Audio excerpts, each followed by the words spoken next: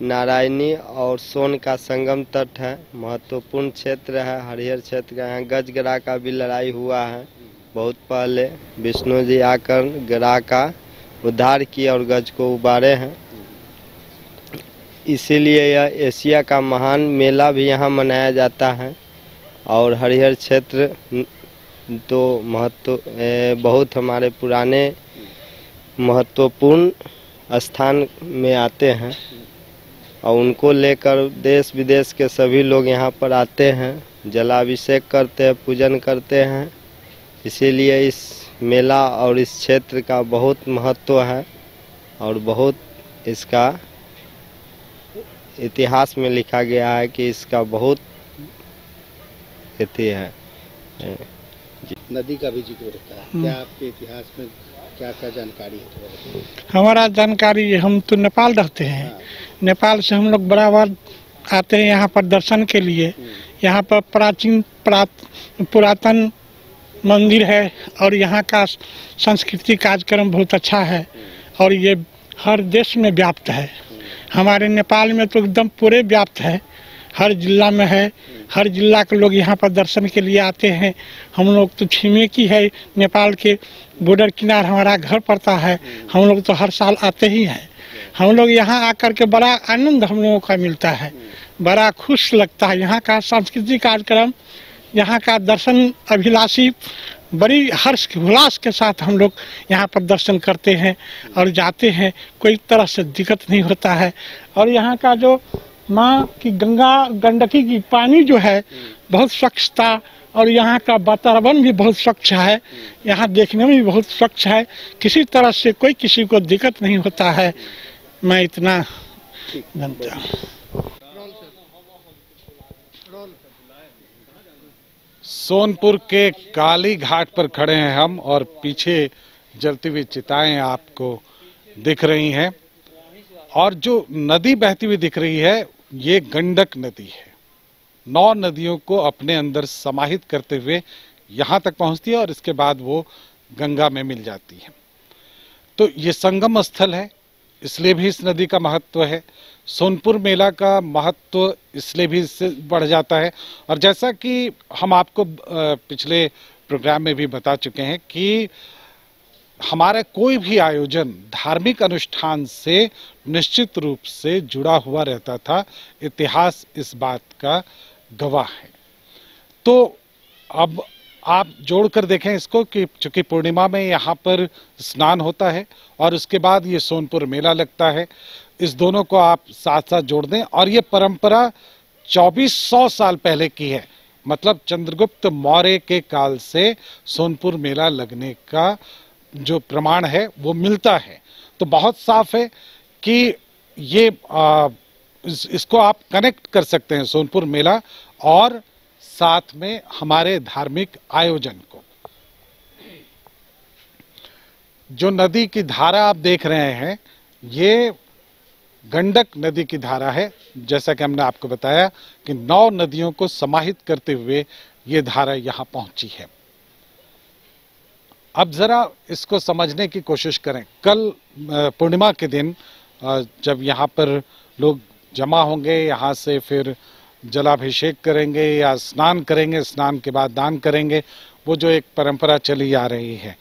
लेकिन हमारे लिए महत्व इस बात का है कि हम उस परंपरा के साथ खड़े हैं, उस परंपरा को अपने पीछे लेकर खड़े हैं जो लगभग 2400 साल पुरानी परंपरा है। और ऐसे आयोजनों का इतिहास बहुत बिरले, बहुत कम जगह पर मौजूद होता है।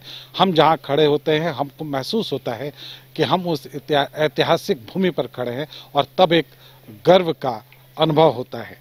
तो इसके बाद यहाँ से निकलने के बाद सोनपुर मेला लोग पहुँचते थे। यहाँ पे स्नान करने के बाद और यहाँ से निकलने के बाद दान करने के बाद आप देख सकते हैं गंडक नदी के आसपास की जो घाट के जितने घाट हैं उसको सजाया गया है। और यहाँ पर धारा इतनी तेज है कि अगर आप इससे बचकर नहीं रहे तो आपके साथ कोई दुर्घटना भी हो सकती है।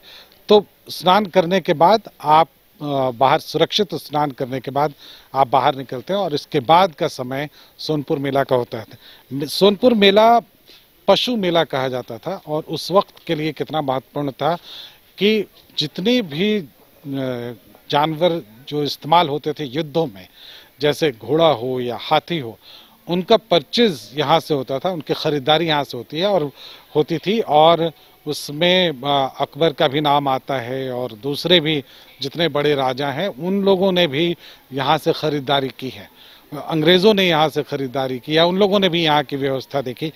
तो मतलब यह है कि सोनपुर मेला वृहत और व्यापक था उस समय से भी।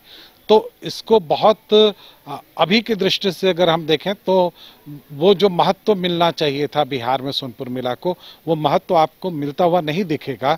लेकिन एक समय था जबकि पूरे एशिया से लोग यहाँ जानवरों की खरीदारी के लिए आते थे।